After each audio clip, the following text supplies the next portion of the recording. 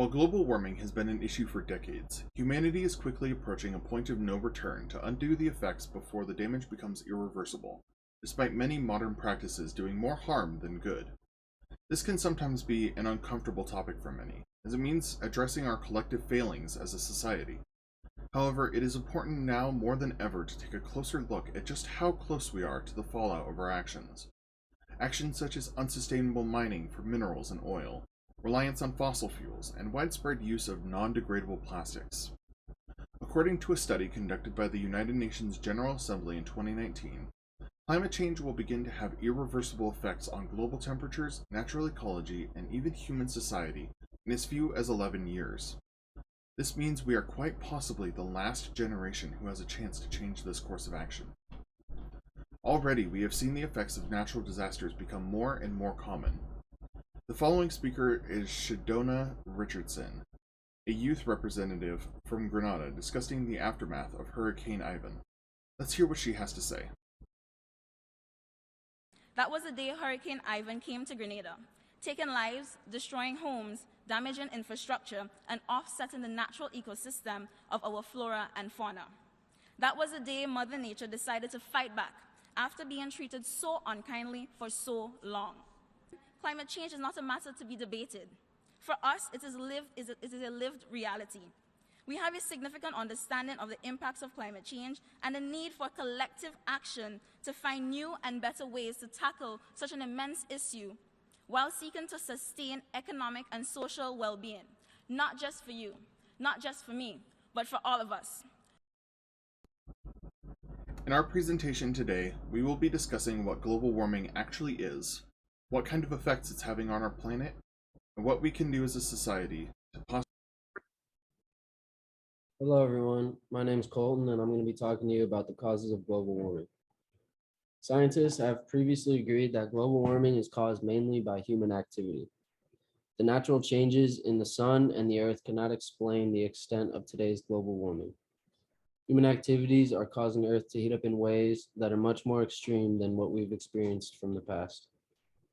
Since 1970, carbon dioxide emissions have increased by over 90%. The main driver of global warming is the greenhouse effect.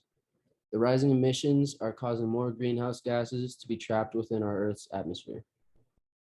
Many greenhouse gases occur naturally, but recent human activity is increasing the gas concentration, especially carbon dioxide, methane, and nitrous oxide. These gases are emitted by burning fossil fuels. The largest single source of global greenhouse gas emissions is the burning of coal, natural gas, and oil solely for electricity and heating production. This accounts for roughly 25% of global emissions. Along with this, the rise in food, clothing, and technology production has been a steady contributor. Another major cause for the rising emissions is deforestation. Forests have been being destroyed for agricultural expansion, cattle breeding, timber extraction, mining, oil extraction, and for a handful of other reasons. According to earth.org, beef is responsible for 41% of global deforestation. They also state that deforestation contributes about 4.8 billion tons of carbon dioxide a year. Not only does deforestation drive out wildlife habitats and indigenous people, it also takes away from the most natural way to clear up the Earth's carbon dioxide. Deforestation accounts for around 15% of the world's greenhouse gas emissions, and it only seems to keep rising. I've provided a pie chart that shows the greenhouse gas emissions by economic sector.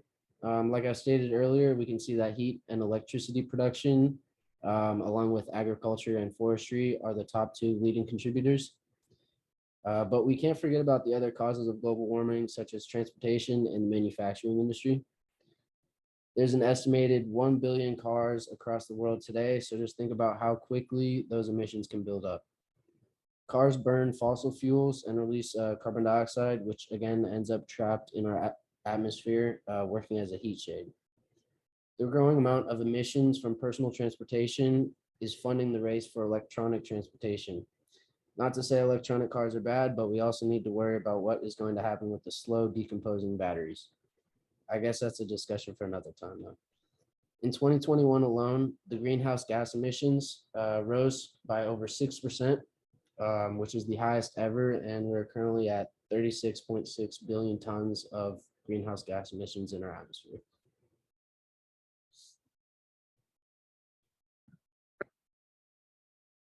Hi guys, my name is Campbell Smith, and today I will be going over the effects of global warming.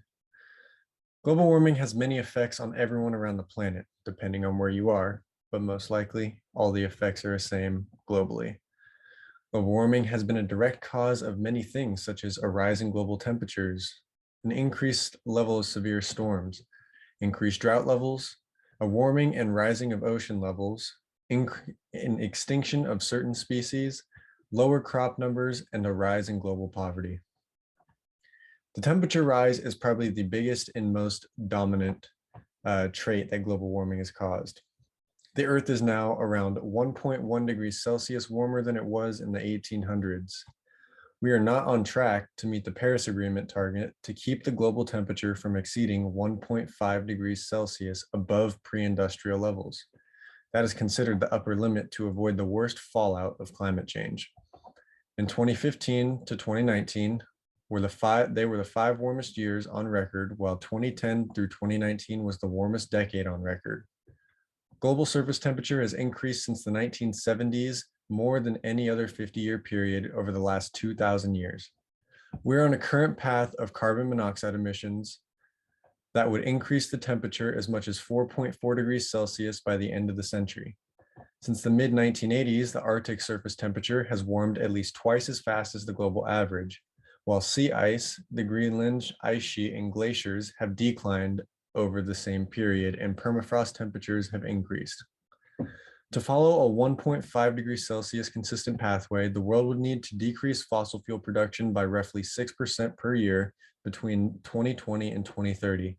Countries are instead planning on projecting an average annual increase of 2%, which by 2030 would result in more than double the production consistent with the 1.5 degrees Celsius limit.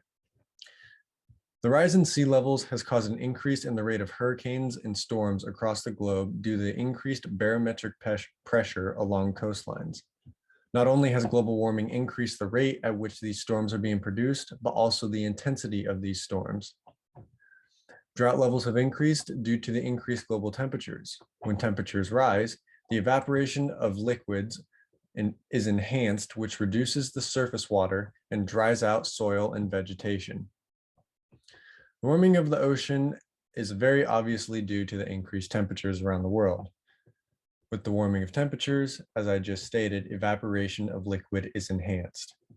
But what a lot of people do not realize is that an increased ocean temperatures, it directly contributes to the extinction of certain species that live closer to the surface. The rise in water levels is due to the melting of the glaciers all around the world, but most importantly, the polar ice caps. The glaciers are melting at a rate of 1.2 trillion tons of ice per year. At this rate, the ocean level is projected to rise by 5 to 6 feet by 2050. As I already spoke of, with the increase in ocean temperatures, sea life living closer to the surface is greatly affected. At the same time, land animals are affected at an even greater and faster rate. Global warming has caused habitat loss, shift in climate conditions, and in habitats that surpass migrational capabilities, and altered competitive relationships. All of these factors have led to the extinction of certain species and pushed more and more species into the category of becoming endangered. The lower crop level is an unsustainable use of land, soil, water, and energy for food, which contributes to greenhouse gas emissions that cause a rise in temperatures. Higher temperatures in turn affect the resources to produce food. Up to 811 million people in the world faced hunger in 2020, and as many as 161 million more than in 2019. Systems to produce, package, and distribute food generate a third of greenhouse gas emissions and cause up to 80% of biodiversity loss.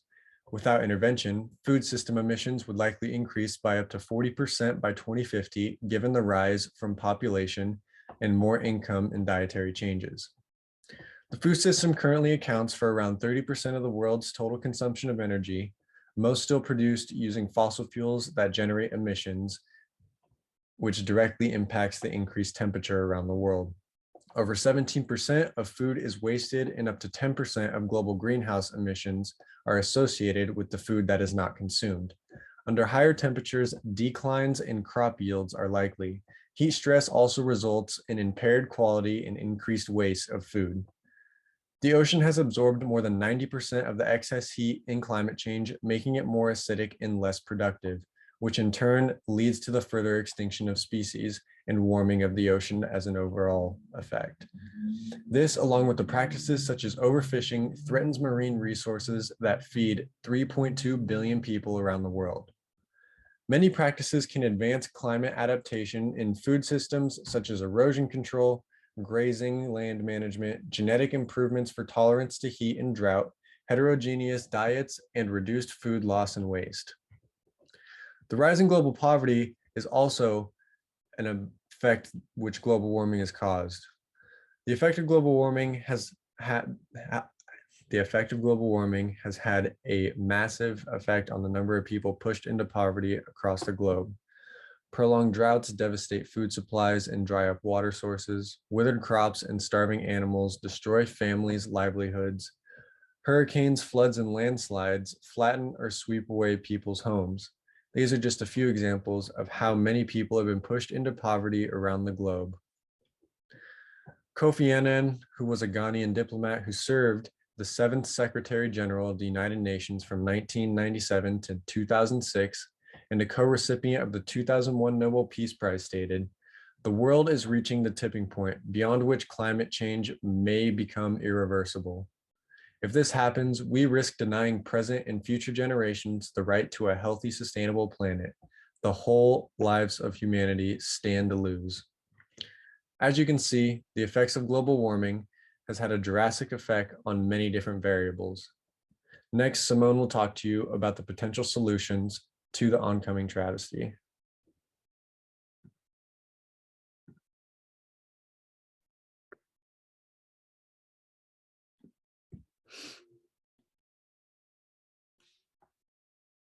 Our third topic for our global issue is the attempted solutions to global warming. The top 2 ways each of us can stop global warming is by speaking up and using renewable energy. To support this statement, we have quotes from the National Resource Defense Council. The first quote is, "By voicing your concerns via social media, or better yet, directly to your elected officials, you send a message that you care about the warming world. Encourage the Congress to enact new laws that limit carbon emissions and require polluters to pay." The article is encouraging us all to speak up and get the word out to people who can make real change, and to have those who make global warming even worse pay the consequences. The second quote from the NRDC is, "Efficiency standards for dozens of appliances and products have kept 2.3 billion tons of carbon dioxide out of the air." By using renewable resources, both appliances and energy sources, we can reduce our impact and help the effects on global warming. Both speaking up and taking action through reusable resources are easy ways to benefit our future by preventing climate change. Some examples of renewable energy are solar, wind, geothermal, hydropower, and biomass from plants. Some examples of resources are portable solar products, smart thermostats and smart speakers, electric lawnmowers, LED light bulbs, chargers, and so much more. The ethical argument on this global issue is, do we speak up, take action, and accept the effects, or are we too late to make change and are doing more harm than good? We can decide as a society to speak up and spread the word, especially to politicians, and we can take action by using renewable energy resources and appliances. Or we cannot take action, not speak up, and continue in the world we live in today with whatever consequences may come in the future. Our world in its current situation is very much livable. So do we just let it be? In an ethical argument, there is a conclusion that makes the best ethical judgment. The right ethical judgment in this case would be to take action and speak up, because in the end, it is the best solution to look out for every person and our world.